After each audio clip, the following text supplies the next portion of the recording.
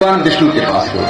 वहां जाकर के भगवान विष्णु से प्रार्थना की और जब भगवान विष्णु से प्रार्थना करने के बाद वहां पुरुष रूप से भगवान विष्णु का पूजन किया। पूजन करने के बाद भगवान प्रसन्न हुए। भगवान कहने लगे कि हे पृथ्वी, तुम दुखी मत हो। वासुदेव वसुदेव गृहे साक्षात भगवान पुरुषः परः जिनसे तत्प्रियार्थम संभवन्तु सुरप्रिया। यहीं पर सारी शंका समाधान हो जाता है। भागवत की कथा में अगर आगे चल के कहीं समस्या हो तो उसका समाधान यही हो जाता है। भगवान स्वयं कहते हैं कि मैं वसुदेव के घर स्वयं आऊंगा और मेरी लीला में लीला का सहयोग करने के लिए वहां पर जो देवताओं की स्त्रियां हैं वो आएंगी। गोकुल में, वृंदावन में जितने भी लोग आए थे वो सब गोलोक धाम से आए थे और सब गोलोक धाम को फिर चले गए लीला संवरण के बाद। और इसमें किसी प्रकार से कहीं उलझने की, सोचने की बात ही नहीं पैदा होती किसी प्रकार की कथा में। इसलिए हमको यह विचार कर लेना चाहिए कि भगवान की लीला से ही जितने लोग आए थे भगवान उतने उन्हीं लोगों के साथ लीला किया और कोई नहीं था। और जो कथाएं हैं वो सामान्य दृष्टि से कथा कही गई है लोगों, लेकिन उनका अर्थ सामान्य दृष्टि से नहीं समझना चाहिए। फिर सुखदेव जी कहते हैं, परीक्षित, आहुक के पुत्र थे उग्रसेन, उग्रसेन के देवक। उग्रसेन, आहुक के दो पुत्र थे, उग्रसेन और देवक। ये मथुरा मंडल में, मथुरा मंडल और सूरसेन मंडल, दो मंडल था। मथुरा मंडल और सूरसेन मंडल था वहां, जिसमें मथुरा मंडल में ही राज्य करते थे। दोनों राज्यों का कार्यभार मथुरा मंडल से ही देखा जाता है। और देवक की पुत्री देवकी हुई और राजा उग्रसेन जो थे, उग्रसेन का पुत्र कंस था। चचेरी बहन थी द्रौपदी, देवकी, कंस की। और देवकी का विवाह वसुदेव जी के साथ हुआ। एक ही श्लोक में विवाह का वर्णन कर देते हैं। वसुदेव जी के विवाह की चर्चा एक ही श्लोक में कर देते हैं कि उग्रसेन ने देवक्या सूर्या साधन प्रयाणो रथमारुहा। एक ही श्लोक में कहते हैं कि देवकी के साथ वसुदेव जी का विवाह हो गया।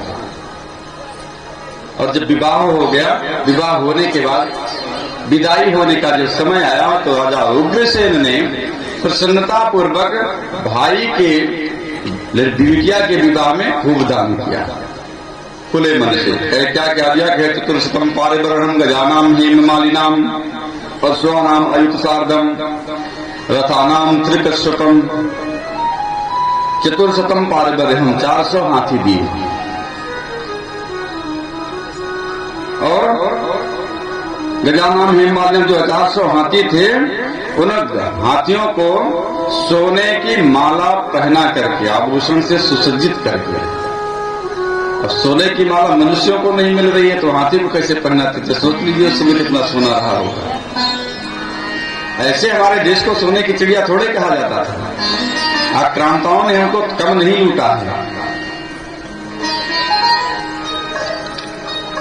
जो हाथी थे उन हाथियों को सोने की माला पहना करके दिए, 400 हाथी को। और अश्वानाम अयुत सार्धम, अयुत यानी 10,000 और आधा 10, 5, 15,000 घोड़ा दिया।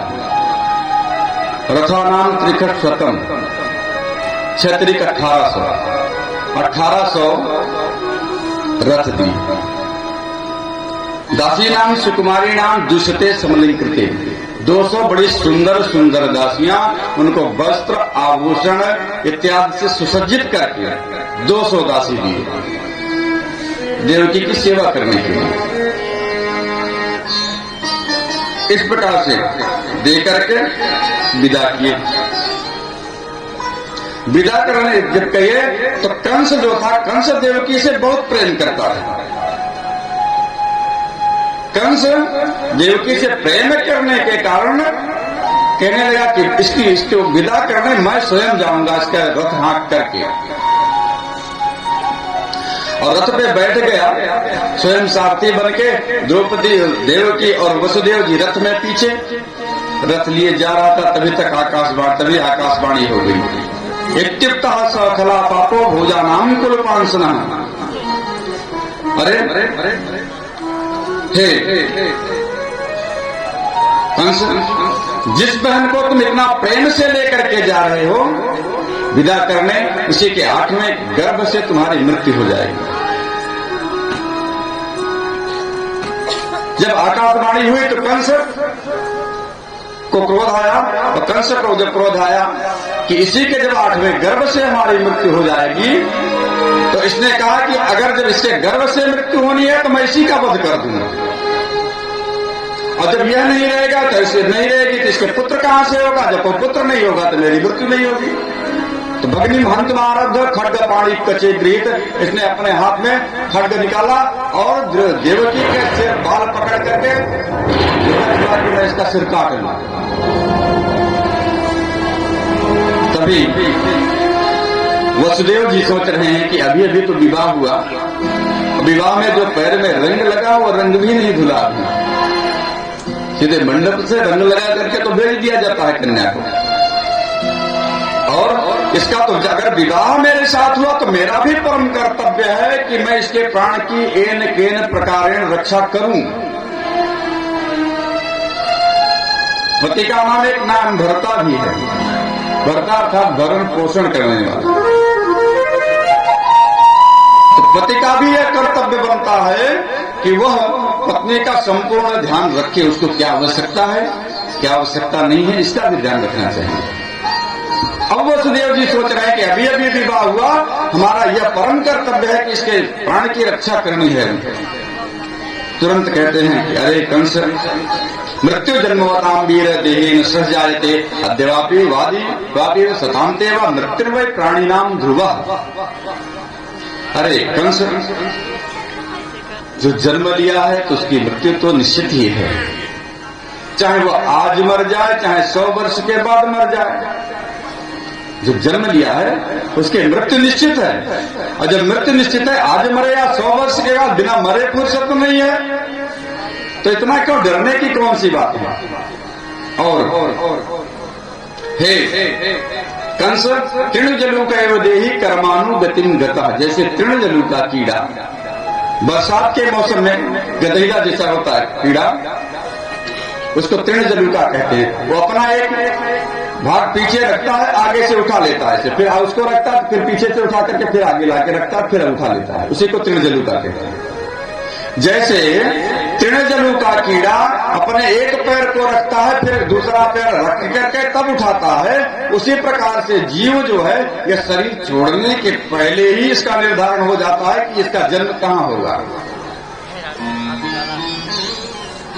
तो हे कंस, तुमको इससे भय नहीं करना चाहिए। और आकाशवाणी ने कहा है, अगर आकाशवाणी ने कहा है कि इसके पुत्र से तुम्हारी मृत्यु होगी, तो मैं यह वचन देता हूं इसके जितने संतान होगी मैं उनकी इतनी संतान ला करके तुमको दे दूंगा, तुम उनका वध कर देना। कंस ने विचार किया, बात तो सही है, अगर वसुदेव जी कह रहे हैं तो वसुदेव जी झूठ नहीं बोलेंगे, वसुदेव जी झूठ नहीं बोलेंगे। और वसुदेव जी का बच्चों के वचन को मान लिया। भाई अगर मृत्यु हो रही है चल जाए तो उससे बड़ी उपलब्धि और क्या हो सकती है। आज अगर मृत्यु टल जाए तो उससे बड़ी उपलब्धि क्या हो सकती है। प्राण बच जाए तो हो सकता है आगे मृत्यु हो ही ना। कंस प्रसन्न हो गया, कहा ठीक है जाइए, छोड़ दिया जाने के लिए। वसुदेव जी चले गए। वसुदेव जी चले गए, फिर इनको कीर्तिमंत नामक पुत्र हुआ, और जब पुत्र हुआ उसको ले आए, ले आकर के कंस को दिए। कंस को जब दिए तो कंस देखा कंस कहने लगा कि आकाशवाणी ने तो कहा था कि देवकी के 8वें पुत्र से मृत्यु हमारी होगी, ये तो पहला है। वसुदेव जी एक कार्य करिए, इसको लेके जाइए। अब वसुदेव जी लेकर के लौट रहे हैं, तभी सोच रहे हैं कि भूपश्च चित्रम कृपणस्य वित्तम मनोरथम दुर्जन मानवानाम स्त्रिया चरित्रम पुरुषस्य भाग्यम दैवो न जानाति कुतो मनुष्य। भूपश्च चित्तम, राजा के मन की कोई बात नहीं जान सकता। राजा हमको बुलावे, अगर प्रसन्न है तो बहुत कुछ दे सकता है, और क्रोधित है तो वध भी करवा सकता है। इसलिए राजा के मन की बात कोई नहीं जान सकता। इसलिए राजा के पास जाना ही है अगर है तो सावधानी पूर्वक जाना चाहिए। कृपणस्य वित्तम, जो कंजूस लोग हैं उनके धन की भी बात कोई नहीं जानता है कि नहीं है। मनोरथम दुर्जन मानवानाम, जो दुष्ट लोग हैं उनके मन की भी बात कोई नहीं जानता। स्त्रिया चरित्रम पुरुषस्य भाग्यम, जो दुष्ट स्त्रियां हैं उनके चरित्र की बात और पुरुष का भाग्य भगवान नहीं जानते तो और किससे क्या बात की जाए। नीति में एक श्लोक और आता है, नदी नाम च नखी नाम च स्त्रीणाम श्रृंगीनाम शस्त्रपाणी नाम विश्वासो नैव कर्तव्य स्त्री हराज पुलिस। नदी का विश्वास नहीं करना चाहिए, जान समझ के ही नदी में प्रवेश करना चाहिए। आप यहाँ हमारे घुटने के बराबर पानी है, आगे गए डूब गए, इसलिए नदी में भी भरोसा नहीं करना चाहिए, जान समझ के ही आगे बढ़ना चाहिए। नखी नाम जो नख धारण करते हैं तथा सिंह वाघ इत्यादि जो हैं इन पर भी विश्वास नहीं करना चाहिए। श्रृंगी नाम, पशुओं पर भी विश्वास नहीं करना चाहिए। जो सिंहधारी जानवर हैं उनको भी अस्त्र शस्त्र खोजने की जरूरत नहीं है, उनके पास जाए तो सतर्कता पूर्वक जाए। शस्त्र प्राणी नाम, जो हाथ में अस्त्र शस्त्र लिए रहते हैं उनसे वेरी सतर्कता पूर्वक उनके साथ रहे। भाई उनके पास अस्त्र तलवार बंदूक है, थोड़ी सी बात बिगड़ गए, निकाल दिए, मार दिए, उन पर भी विश्वास नहीं करना चाहिए। और दुष्ट स्त्रियों पर विश्वास नहीं करना चाहिए और राजा के ऊपर विश्वास नहीं करना चाहिए, ऐसी नीति कहती है। एक श्लोक यहाँ और मिलता है ऐसे ही, राजा वैश्य सेमस्याग्नि चौरो बालया चको पर दुखम न जानती इष्टमो ग्राम कंटका। ये सब दूसरे के दुख को भी नहीं जानते। राजा जो है वो भी दूसरे के दुख को नहीं जानता है, और जब राजा दुखी होगा तब तो जानेगा मैं दूसरे के दुख की बात। अब जब यह सब सारी बात ऐसे विचार कर रहे हैं, वसुदेव जी लेकर के चले जा रहे हैं पुत्र को। कंस ने कह दिया कि जाओ लेकर के तो जा रहा हूं, लेकिन ये दुष्ट है, पता नहीं क्या करेगा। तभी नारद जी आ गए। नारद जी आए, कंस के पास पहुंचे। कंस कहे हाँ, कहे वसुदेव जी आए थे, कहे हाँ, कहे क्या हुआ, कहे उनको प्रथम पुत्र हुआ, उसको लेकर के आए थे, कहे क्या किए, कहे हमने भेज दिया, कहे बहुत गलत किया तुमने, बहुत गलत किया तुमने। कहे कि आकाशवाणी ने कहा तुम्हें पुत्र से मृत्यु होगी। तो नारद जी कहने लगे अरे तुम किसको आत्मा समझ रहे हो, देवता बड़े चालाक हैं, ऐसे ऐसे सीधे सीधे 8 लाइन खींचे, इधर से गिने, कहे इधर से गिनो, इधर सीधे इधर को गिने तो वो आत्मा हो गया, कहे उधर से इधर को गिने, उधर से गिने ये आत्मा हो गया। क्या देवता बड़े चालाक है, पहला भी आत्मा हो सकता है और आत्मा भी पहला हो सकता है, कुछ भी हो सकता है। और फिर एक अष्टदल कमल था, हाथ में लिए थे, कहने लगे कि हे कंस देखो ये अष्टदल कमल है ना, इसमें 8 पंखुड़ियां हैं, इसको गिनो। इधर से गिना है, कहे 1 2 3 4 5 6 7 8 यहाँ पूरा हो गया, कहे यहाँ से गिनो, यहाँ से गिना है, कहे यहाँ 8 पूरा हो गया, यहाँ से गिनाते यहाँ 8 पूरा हो जाता। अब कहे देवता बड़े चालाक है, किसको आत्मा बना दें, यह कहना बड़ा कठिन है। बात समझ में आ गई कंस को, नारद जी कहना क्या चाह रहे थे। तुरंत वसुदेव जी को बुलाया और वसुदेव जी को बुला करके उसके हाथ से पुत्र को छीन लिया और छीन करके उठा करके पत्थर पर पटक दिया, बच्चे की मृत्यु हो गई। बोले वृंदावन बिहारी लाल की जय। फिर यह बात जब कंस के समझ में आई तो कंस ने अब वसुदेव देवकी को जेल में बंद कर दिया। कि कहीं ऐसा ना हो कि वसुदेव जी के संतान हो और लेकर के ना हो। अब तक तो विश्वास था इनको वसुदेव जी की बात पर, लेकिन अब जब नारद जी ने इस प्रकार से कहा तो इनका विश्वास हटा। अब जेल में इनको बंद कर दिया। जेल में इनके 5 पुत्र और हुए और उन 5 का वध कंस ने कर दिया। अब छठे गर्भ में संकर्षण जी आए, बलराम जी। और जब बलराम जी आए तो भगवान ने योग माया का ध्यान किया। योग माया आई और योग माया आई तो भगवान ने योग माया से कहा, हे योग माया, बोली क्या? कहे कि एक कार्य करना है तुमको। एक करना क्या है? कहे देवकी के गर्भ में जो बालक है उस बालक को खींच करके ले जा करके रोहिणी के गर्भ में स्थापित कर दो। देवकी के गर्भ में जो बालक है उसको खींचकर रोहिणी के गर्भ में स्थापित कर दो। वसुदेव जी की 13 पत्नियों का नाम और मिलता है जो कंस के भय से नंद बाबा के यहाँ रहती थी। और रोहिणी भी वसुदेव जी की ही पुत्री थी। कह कि उनका गर्भ खींच करके वहां कर दो। अब योग माया कहने लगी कि प्रभु कार्य तो बड़ा कठिन है, ऐसा हुआ नहीं अभी तक। हाँ, आप कह रहे हैं, आपका आदेश है, मैं कर दूंगी, परंतु जो कार्य किया जाए, छोटे कार्य की छोटी दक्षिणा होती है और बड़े कार्य की तो बड़ी दक्षिणा होती है। और इसके बदले में हमको कुछ अच्छा सा मिले तब तो मैं कर दूंगा कार्य। भगवान प्रसन्न कह रहे, योग माया चिंता मत करो, तुम पृथ्वी लोक पर दुर्गा, भद्रकाली, देवी, इत्यादि अनेक नाम से तुम पूजी जाओगी। मैं आशीर्वाद देता हूं, जाओ यह कार्य जाकर के करो। योग माया आई रात्रि के समय, रोहिणी के देवकी के गर्भ से बच्चे को खींच करके ले जाकर के रोहिणी के गर्भ में स्थापित कर दिया। अब सुबह का जब समय हुआ तो यह पता चला कि देवकी का 7वां गर्भ नष्ट हो गया। कंस बड़ा प्रसन्न हुआ, कहा चलो अच्छा हुआ, अपने आप मर गया, बड़ा अच्छा हुआ, हमको मरना नहीं पड़ा। 6 बच्चों का वध मैं पहले ही कर चुका हूं। अब नंबर है 8वें का। अब नंबर 8वें का है। अब कंस चलता, सोता, जागता है, फिरता है, इस प्रकार से उसका चिंतन हमेशा बना रहता है। जेल में और पहरेदारों की संख्या भी बढ़ा दिया। जब पहरेदारों की संख्या बढ़ा दिया, भगवान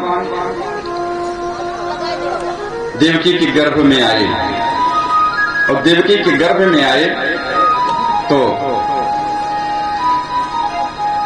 देवकी के गर्भ में आए, देवकी को तो प्रसन्नता हुई। सुखदेव जी कहते हैं, परीक्षित कहते हैं, परीक्षित से सुखदेव जी कहते हैं कि हे परीक्षित, जब देवकी के गर्भ में भगवान आए तो देवकी को तो प्रसन्नता हुई, लेकिन बाहर से देवकी को कोई भी प्रसन्नता नहीं हुई। कहीं कैसा देवकी सर्वजगन निवास निवात भूतान तराम नरेजे भोजेन्द्र के हे शिखे वृद्धा सरस्वती ज्ञान खले यथा सती। जैसे सरस्वती अगर सज्जन व्यक्ति के पास हो तो वह उनका सदुपयोग करता है, वही सरस्वती अगर दुष्ट के पास चली जाए तो वह उसका दुरुपयोग करता है। कैसे? विद्या विवादाय धनम मदाय शक्ति परेशान पर पीड़नाय खलस्य साधो विपरीत में ज्ञानाय दानाय च रक्षणाय। के विद्या विवादाय, विद्या विवाद के लिए, विद्या किस लिए? विवाद के लिए। धनम मदाय, धन घमंड करने के लिए। शक्ति परेशान पर पीड़नाय, शक्ति जो है दूसरे को पीड़ा पहुंचाने के लिए। लेकिन यह सूत्र किस पर लागू होता है? कहे खलस्य, ये खल के लक्षण है, जो दुष्ट है ये उनके लक्षण है। अगर दुष्ट को विद्या मिल जाएगी तो वह उस विद्या के बल पर युद्ध करेगा, और धन हो जाएगा दुष्ट व्यक्ति के पास तो वह घमंड करेगा, अगर शक्ति हो जाएगी तो वह युद्ध करेगा। परेशान करेगा दूसरे को। और वहीं इसके विपरीत साधु विपरीत नेतब ज्ञानाय दानाय चरुक्षणाय। और वहीं अगर ज्ञानी व्यक्ति के पास होगी विद्या तो वह ज्ञान के लिए विद्या होगी, और धन होगा तो दान के लिए धन होगा, और शक्ति होगी तो दूसरे की रक्षा करने के लिए शक्ति होगी।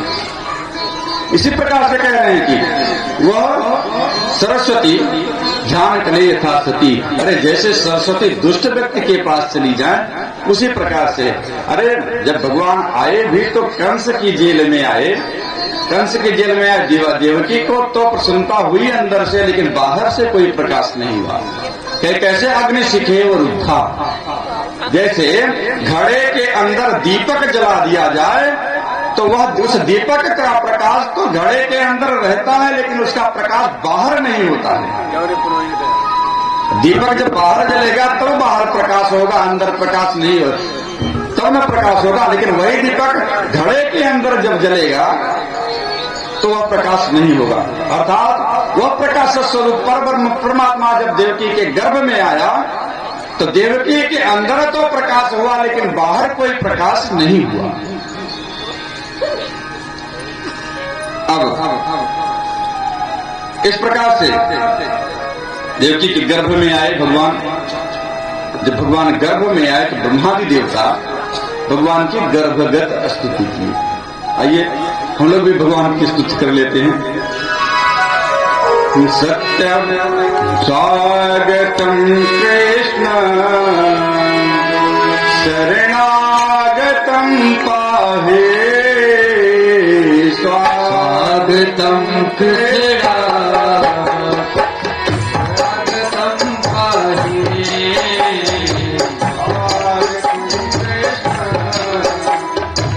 शरणागतम पाहे, स्वागतम कृष्ण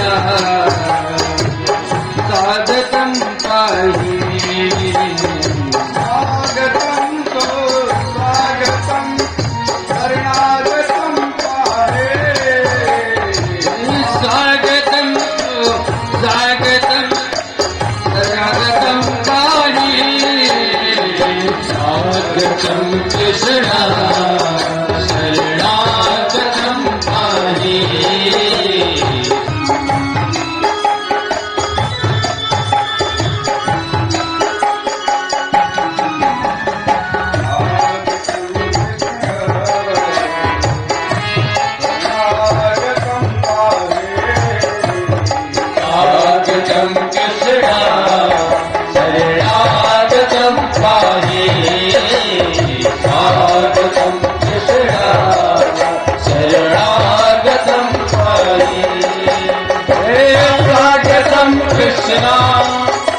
सत्य व्रतम सत्य परम सत्यम सत्यस्य योनितं च सत्य सत्यस्य सत्यामृत सत्यमेकं सत्यात्मकं त्वां शरणं प्रपद्ये।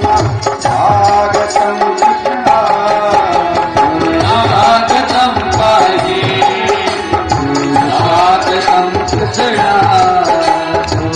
स्वागतं पाहि, स्वागतं कृष्ण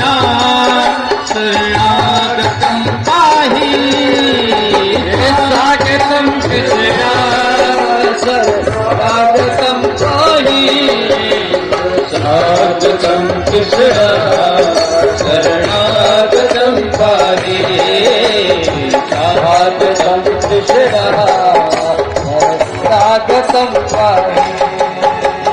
सत्यव्रतं सत्य परं त्रिसत्यं सत्यस्य योनिमितं च सत्यस्य सत्यामृत सत्यमेकं सत्यात्मकं त्वां शरणं प्रपन्ना।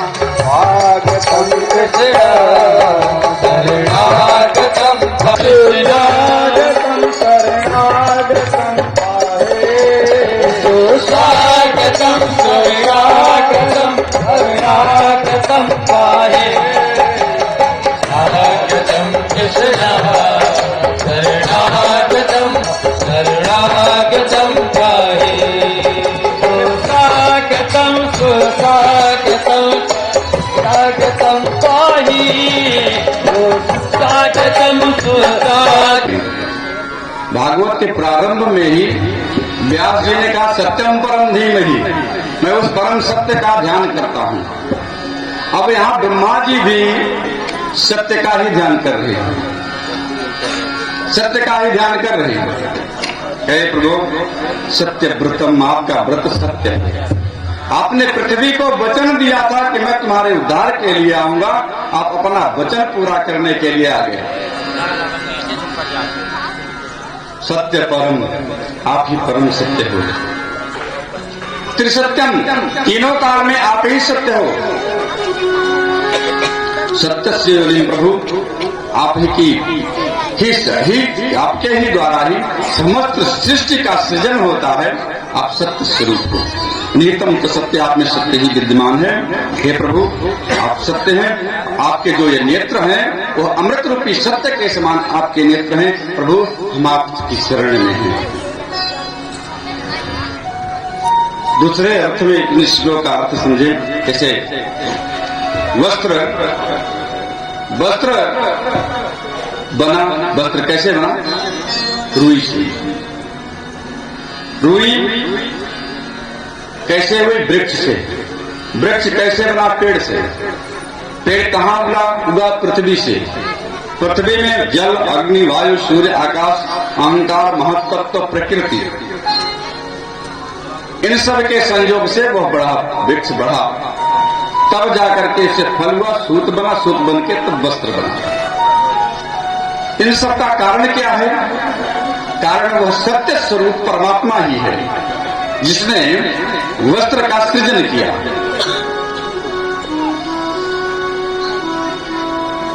और अब सत्य स्वरूप परमात्मा का ध्यान कर रहे हैं। और फिर दूसरे श्लोक में कह रहे हैं, ब्रह्मा इत्यादि देवता देवता श्रवण गृणन संस्मरण से चिंतयन नामानि रूपाणि च मंगलानि ते क्रियासु यत्तच्चरणारविंदयो राविष्ट चेतान भवाय कल्पते। कहे प्रभु आपका जो मंगलमय नाम है, आपके नाम का चिंतन स्मरण करने से, आपका नाम संकीर्तन करने मात्र से जो प्राणी है, जो जनलोक सब में, वो लोग सारे लोग भवसागर से तर जाते हैं। प्रभु आपके नाम का संकीर्तन मात्र से, आपका कथा श्रवण मात्र से। इस प्रकार से कई श्लोकों में ब्रह्मा जी ने स्तुति की, भगवान गर्भगत स्तुति, उसके बाद चले गए ब्रह्मलोक को। अब भगवान के प्राकट्य का समय आया धीरे धीरे। जब भगवान के प्राकट्य का समय आया तो सुखदेव जी कहते हैं, परीक्षित अथ सर्वगुणोपेता कालः परम शोभना। अब परम सुंदर समय आया। उसे काल सुंदर नहीं होता,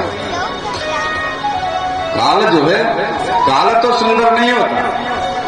अगर कोई व्यक्ति दुष्ट कार्य, गलत कार्य कर रहा हो तो लोग कहते हैं बस इनके काल आएगी बात।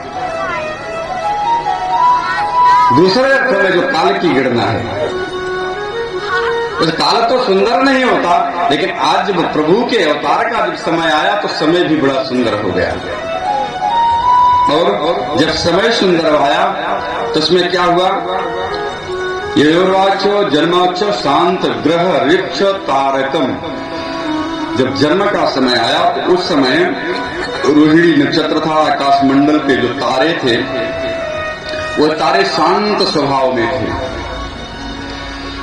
शांत स्वभाव में इसलिए थे कि भगवान कृष्ण का जन्म तो सूर्य वंश में हुआ था, और भगवान कृष्ण का जन्म चंद्र वंश में हुआ। राम जी का जन्म शुक्ल पक्ष में और कृष्ण का जन्म कृष्ण पक्ष में। और सारे ग्रह मंडल में जो तारे हैं, रात्रि का समय भगवान राम का जन्म दिन में 12 बजे, कृष्ण का जन्म रात्रि को 12 बजे। उनकी अष्टमी की थी, उनकी नवमी की थी। अब और क्या हुआ? जब समय जन्म का समय आया तो नद्याः प्रसन्न सलिला हृदा जलश्रिया दुजाल कुल सन्नादा बकस्तक बन राजया। नद्याः प्रसन्न सलिला, नदियों का जो जल है वह प्रसन्नता पूर्वक धीरे धीरे किलोल करती हुई नदियां बहने लगी। बड़े प्रेम से नदी बह रही है। क्यों बह रही है? कि अब मेरे प्रभु के अवतार लेने का जब समय आया तो नदियां भी प्रसन्नचित हो गई। स्वच्छ जल बहने लगा नदियों में। अथर्जा जलरुह क्रिया है। तालाब में जलरुह अर्थात कमल खिल गए। कमल तो सूर्य की किरण से खिलता है। कमल जो है वो सूर्य की किरण से खिलता है, दिन में खिलता है। और भगवान की कृपा जब भगवान आने को हुए तो प्रकृति ने भगवान का स्वागत करने के लिए अब रात्रि में ही कमल खिल गया। प्रकृति ने अपना स्वभाव भी परिवर्तन कर दिया। कमल का स्वभाव है कि वो जब सूर्य का प्रकाश पड़ेगा तब खिलेगा, और रात्रि में कुमुदनी चंद्रमा के प्रकाश से खिलती है। सुबह होता तो कुमुदनी बंद हो जाती है और कमल खिल जाता है, और जब रात्रि आती है तो कमल बंद हो जाता है, कुमुदनी खिल जाती है। लेकिन ऐसा नहीं हुआ। अब क्या हुआ कि हृदय जलरुह तालाब में कमल खिल गए। दुजाले कुल सन्नाद, यहाँ दो अर्थ है दुज से।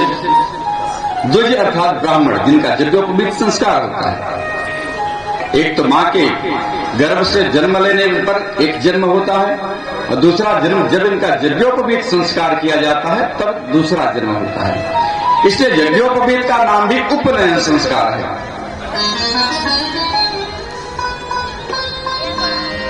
हम जो वेदारंभ है यज्ञोपवीत संस्कार से ही प्रारंभ किया जाता। बिना यज्ञोपवीत के वेद पढ़ने का अधिकारी नहीं होता कोई। गायत्री इत्यादि जो मंत्र हैं ये वैदिक मंत्र हैं। इन मंत्रों को जप करने का अधिकारी वही है जिनका यज्ञोपवीत संस्कार हुआ। जिनका यज्ञोपवीत संस्कार नहीं हुआ वो उसका अधिकारी नहीं है।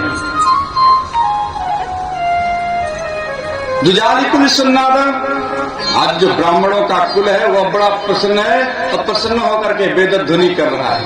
वैसे तो वेद ध्वनि करना रात्रि में निषिद्ध है, लेकिन जब भगवान के आने का समय हुआ तो सारे ब्राह्मण लोग प्रसन्न हैं। भगवान आएंगे और उनके स्वागत में वेद ध्वनि की जा रही है। दूसरे अर्थों में दुजाल कहते हैं, पक्षियों को भी दुज कहते हैं। इसलिए कि पहले इनका अंडे के रूप में जन्म होता है, फिर अंडा जब फूट जाता है तो अंडे से एक बच्चे का जन्म होता है। पक्षियों को भी दुज कहते हैं। पक्षियों का जो कुल है, पक्षी भी बड़े प्रसन्नचित हैं। पक्षी तो रात्रि में नहीं बोलते, लेकिन अब भगवान के अवतार लेने का समय आया तो कोयल भी कूकने लगी, और जो पक्षी अपनी अपनी भाषा में बड़े प्रेम से सब बोले जा रहे हैं। प्रकृति विरुद्ध धर्मा है भगवान। जब प्रकृति से कुछ अलग हो तब न तो भगवान आएंगे, ऐसे थोड़े आएंगे भगवान। और जंगल में सभी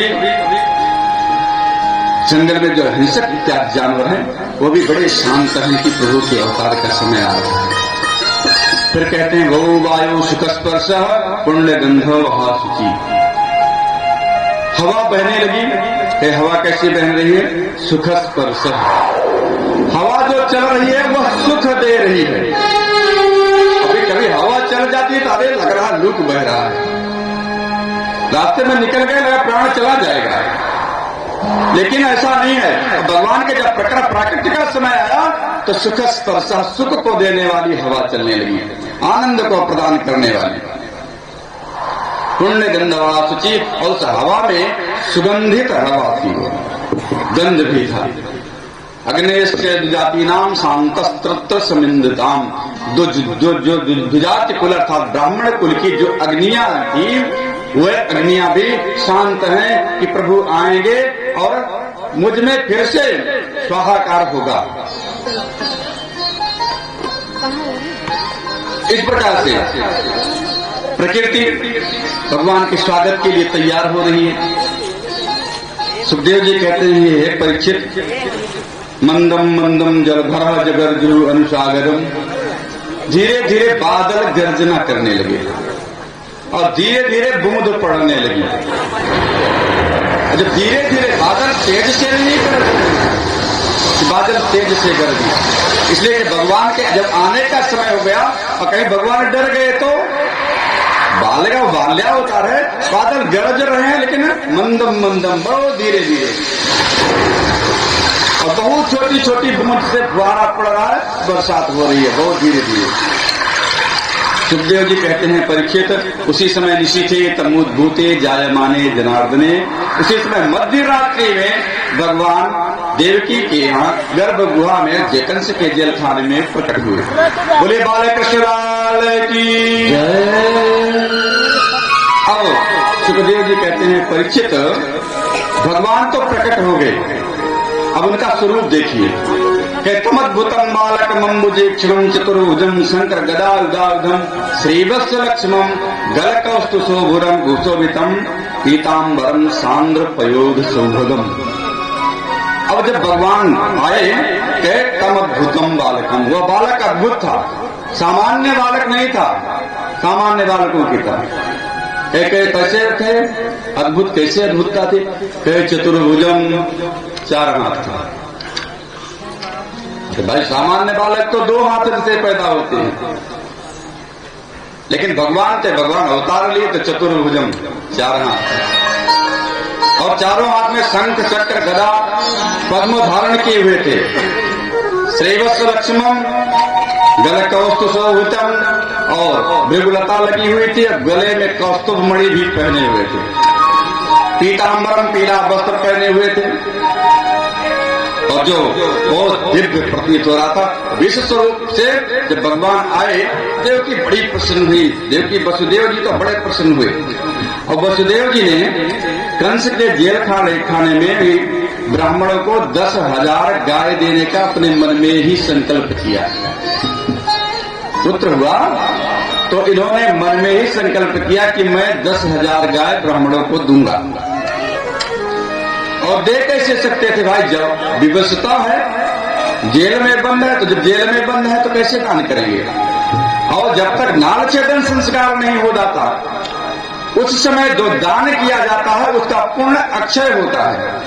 वैसे भी आज तो अक्षय नवमी है, अक्षय नवमी के दिन जो शुभ कर्म किए जाते हैं उनका अक्षय फल हो जाता है। जो जप किया जाता है उस जप का भी प्रभाव अधिक हो जाता है। अक्षय नवमी, अक्षय तृतीया, गंगा दशहरा और रामनवमी मध्याह्न काल तक, ये 3.5 सिद्ध मुहूर्त हैं। इसमें कोई भी कार्य करना है तो बिना पूछे आप शुरू कर सकते हैं, कोई भी कार्य, और भगवान की कृपा से पूरा ही होगा। वैसे भी आज तो अक्षय नवमी है, और अक्षय नवमी के अवसर पर भगवान कृष्ण के अवतार की कथा हो रही है। इससे ज्यादा हम लोगों का पुण्य और क्या हो सकता है? हम लोग ऐसे ही सौभाग्यशाली हैं कि अक्षय नवमी के अवसर पर आज भगवान के जन्म की अवतार की कथा सुनने को मिल रही है। बोले वृंदावन बिहारी लाल की जय। अब संकल्प किए वसुदेव जी कहने लगे, हाथ जोड़कर प्रार्थना करने लगे कि विद्युतेषि भगवान साक्षात पुरुषः प्रकृति परः केवलानुभवानंद स्वरूप सर्वबुद्धि।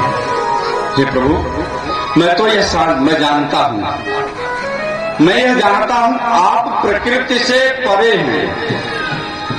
प्रकृति आप से है लेकिन आप प्रकृति से नहीं हो, और आपको जानने के लिए जो जान भी जाएगा तो केवल आप आनंद स्वरूप है, केवल आप अनुभव किए जाते हैं, किए जा सकते हैं, वाणी से व्यक्त नहीं किए जा सकते हैं।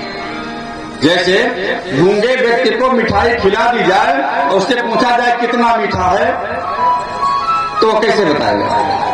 उसी प्रकार से भगवान का जो स्वरूप है, भगवान का स्वरूप का अगर दर्शन भी हो जाए तो वह वर्णन नहीं कर सकता कोई। वो तो केवल आनंद का विषय है, जो आनंद मिल जाता है उसको उसका शब्द नहीं दिया जा सकता। वसुदेव जी कह रहे हैं कि मैं तो समझ रहा हूं कि आपको केवल अनुभव के ही द्वारा जाना जा सकता, वाणी के द्वारा आपको व्यक्त नहीं किया जा सकता। प्रभु आप प्रकृति से परे हो, मैं कहां तक आपकी प्रशंसा करूं, आपके बारे में कहूं। तो आपने तो कहा था मैं पुत्र के रूप में आया हूं, आप ये शंख चक्र गदा पद्म लेकर के आए हैं, क्या पुत्र ऐसे ही होते हैं? पुत्र की इच्छा तो पुत्र होना चाहिए। बालक की इच्छा है, आप बालक शंख चक्र गदा पद्म धारण करके भगवान कहे देखो चिंता मत करो, मैं यहां आया हूं, हमारी योग माया नंद जी के यहां आ चुकी है और तुम एक कार्य करो कि मुझको यहां से ले जाकर के नंद के यहां पहुंचा दो और नंद के यहां से योग माया को लेकर के यहां चले आओ। मैं शिशु के रूप में परिवर्तित हो जाता है। इस प्रकार से भगवान ने बताया। भगवान बताए, वसुदेव जी प्रसन्न हुए। अब वसुदेव जी प्रसन्न हुए, इनको हथकड़ी बेड़ी इत्यादि जो लगी थी, हथकड़ी बेड़ी इनकी टूट गई। तो क्यों न टूट जाए, भगवान आ जाए, दर्शन दे दें तो उसके बाद भी कोई बंधन रह जाएगा जीव का। वो तो बंधन से मुक्त होना ही होना है। वो भाग्यशाली ही होगा जिसको भगवान दर्शन दे। भगवान का दर्शन प्राप्त हो जाए उसके बाद भी माया लगी रहे, ये संभव नहीं है। अब वसुदेव जी की हथकड़ी बेड़ी कटी, जितने द्वारपाल इत्यादि से सब सो गए। दरवाजे जो ताले लगे थे तो ताले खुल गए। अब जब ताले खुल गए तो वसुदेव जी कर्ण भगवान कृष्ण को लेकर के, बच्चे को लेकर के चल पड़े। और जब लेकर के चल पड़े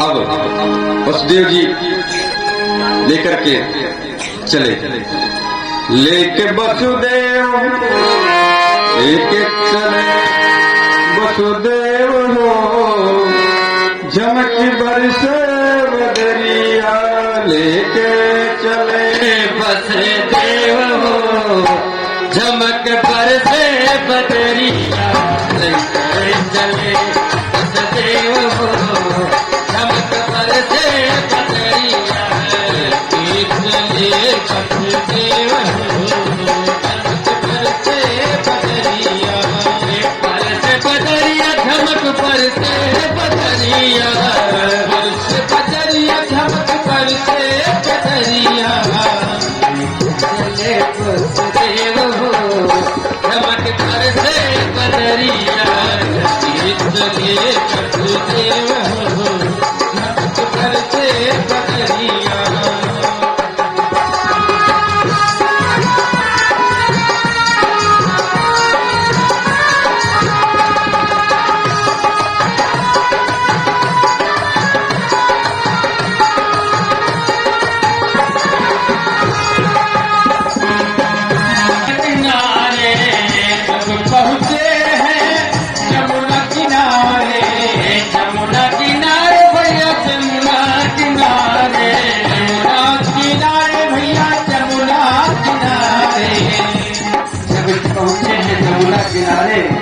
होता क्या है वहां का दृश्य देखिए। भगवान को देखकर जमुना माँ भगवान को छूने के लिए विकल होती है।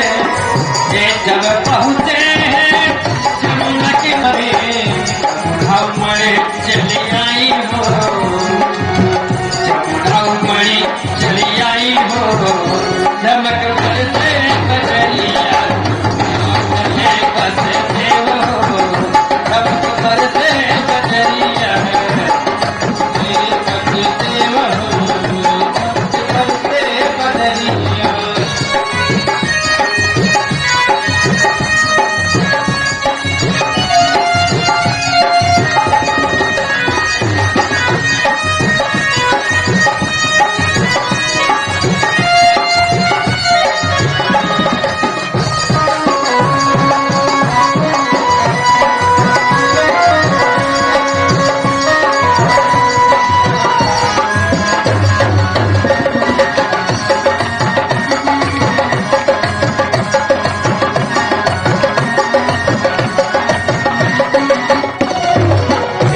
पहुंचे हैं बीच नदी में, जब पहुंचे हैं बीच नदी में, जब पहुंचे हैं बीच नदी में, जब पहुंचे हैं बीच नदी में, आई घटा घोर हो, आई घटा घोर हो, चमक बरसे बदरिया चले वसुदेव हो,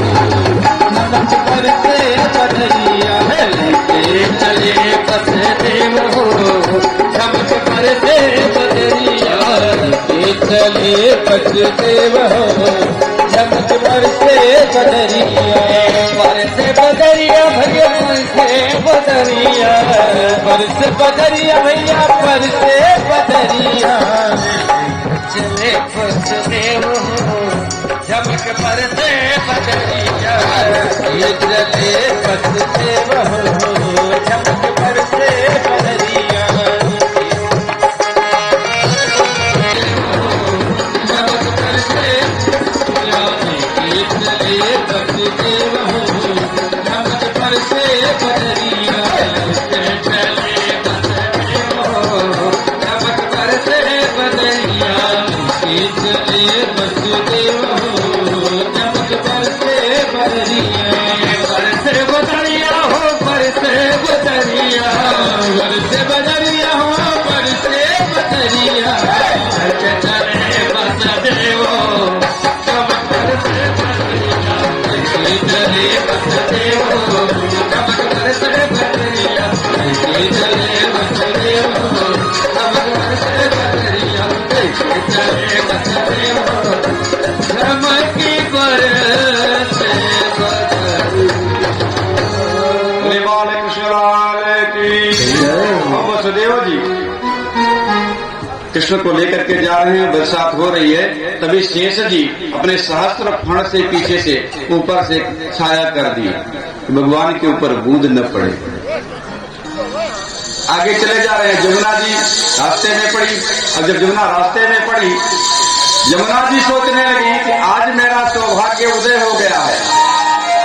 अरे जिनके पैर की गति से मेरी बहन गंगा पवित्र हो गई, आज वही नारायण आ रहे हैं, इनका पैर छूने का अवसर मिल रहा है, तो मैं क्यों ना लाभ लूं। अब जैसे वसुदेव जी यमुना में प्रवेश करते हैं, यमुना जी धीरे धीरे ऊपर को बढ़ने लगी। अब जब यमुना ऊपर को बढ़ने लगी, वसुदेव जी सोच रहे हैं कि पानी अधिक है, अभी तो मैं किनारे ही हूँ, किनारे इतना पानी है, बीच में पता नहीं कितना पानी होगा। अब लग रहा है मैं नहीं पहुंच पाऊंगा। प्रभु आप जानो, भगवान ने अपना पैर धीरे से बढ़ाया और यमुना जी जैसे स्पर्श किया, यमुना जी तुरंत नीचे को चली गई। सुखदेव जी कहते हैं, परीक्षित वसुदेव जी नंद बाबा के घर पहुंचे, और पहुंचे तो बाई कुछ में कन्या का जन्म हुआ। कहते थे, देव की यशोदा नंद पत्नी च जातम परम बुद्ध्यत नृतलिंगम परिश्रांता निद्राया पद स्मृति। जो यशोदा नंद जी की पत्नी थी, इनको इतना ज्ञान हुआ कि हमको कोई संतान हुई, लेकिन कन्या हुई या पुत्र हुआ इसका ज्ञान नहीं था। कि नतलिंगम परिश्रांता, उनके शरीर में किसी प्रकार का दर्द भी नहीं था। जो प्रसव वेदना है, प्रसव वेदना भी किसी प्रकार से नहीं थी। उनको थोड़ा सा यह ज्ञान हुआ कि हाँ हमको संतान हुई, और संतान हुई तो यह नहीं जान सके कन्या हुई या पुत्र हुआ। क्या हुआ? निद्राया पुत्र स्मृति, उनको नींद आ गई, सो गई, और सो गए तो इनको पता नहीं चला कन्या हुई या पुत्र हुआ। यह है भगवान की माया। कन्या बाईं तरफ थी, शास्त्र कहता है कि कन्या बाईं तरफ बाईं कुक्ष से उत्पन्न होती है, पुत्र दाहिनी कुक्ष से उत्पन्न होता है। अब कन्या बाईं तरफ थी, वसुदेव जी कृष्ण को ले जाकर के दाहिनी तरफ लिटा दिया, बाईं तरफ से कन्या को उठाए, और कन्या को उठा करके लेकर के चले आए। अब लेकर के आए कंस के जेल खाने में, और जैसे जैसे जेल खाने में अंदर जाते जा रहे हैं, पीछे से दरवाजा बंद होता जा रहा है। देवकी के गोद में जैसे कन्या को दिए, तैसे इनको भी हथकड़ी बेड़ी लग गई। अर्थात माया जहां है वहीं बंधन है, माया जहां है बंधन वहीं है, ईश्वर जहां है वहां बंधन मुक्त है। और हम सब बंधे हैं तो माया से ही बंधे हैं। कंस को पता करा कि देवकी की 8वीं संतान हुई, कंस तुरंत वहां से उठा, उठ करके दौड़ करके आता, तब उसके सिर का मुकुट गिर गया, पहले ही अपशकुन हो गया। अरे अगर हम कोई अच्छा कार्य करने जा रहे हैं, कोई छींक दे या कोई अशुभ कार्य हो जाए तो कार्य नहीं होगा हमारा। तो जैसे ये उठा तेज बेग से शरीर विशेष से मुकुट गिर गया, यही अपशकुन हो गया। आया आकर के जेल खाने में पहुंचा, देव की गोद में कन्या ली हुई थी। कहने लगी भैया आकाशवाणी ने कहा था कि पुत्र होगा, ये तो कन्या है, इसको छोड़ दो। लेकिन कंस नहीं माना। कंस ने देवकी के हाथ से कन्या को छोड़ा, खींचा और खींच करके ले जा करके पत्थर पर पटक कर मारने की कोशिश की। तभी कन्या हाथ से छूट गई और आकाश मंडल की तरफ चली गई और कहने लगी कि हे कंस, तुम मुझे मारना चाह रहे हो, तुमको तो मारने वाला कहीं और पैदा हो गया। इतना कह करके वही कन्या जाकर के विंध्याचल में विंध्यवासिनी देवी के रूप में स्थापित है। बोलिए मां विंध्यवासिनी की जय। उनकी हम लोग पूजा करते हैं। अब इधर नंद बाबा के यहाँ पता चली नंद बाबा को कि पुत्र उत्पन्न हुआ, तो नंद बाबा बड़े प्रसन्न हुए। नंदस्यापर उत्पन्न जातो औलादो महामना अहुए वेद ज्ञान विप्राण स्नाता सुचिर अलंकृता। जैसे सुने नंद बाबा की पुत्र उत्पन्न हुआ है, बड़े प्रसन्न हो गए। अरे 80 वर्ष की अवस्था में पुत्र का जन्म हुआ था नंद बाबा का। अब नंद बाबा बड़े प्रसन्न, और जब नंद बाबा प्रसन्न तुरंत स्नान इत्यादि बहुत जल्दी स्नान किया। स्नान करके ब्राह्मणों को बुलाया, और ब्राह्मणों कैसे ब्राह्मणों को कहे वेद ज्ञान जो वेद को जानने वाले वेद प्राटी ब्राह्मणों को बुलाया। ब्राह्मण आए, शुरू कर दिए स्वस्तिन बोलने लगे।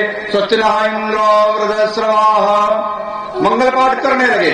मंगल पाठ करने के बाद फिर कार्यामात विधिवत पितृदेवार्चनम तथा नंद बाबा ने विधि पूर्वक पितरों की पूजा की और देवताओं का भी पूजन किया।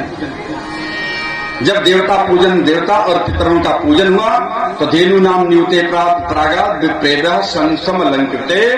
नंद बाबा ने 2 लाख गायें सुंदर सुसज्जित करके वस्त्र इत्यादि से सुसज्जित करके सुंदर 2 लाख गायें ब्राह्मणों को दान की। तिलाद्रीन 70 रत्नरुघ 7 तिल के पहाड़ दान किए, जो रेशमी वस्त्र से ढक करके उन तिलों का दान किए। तिल दान का बड़ा विशेष महत्व है।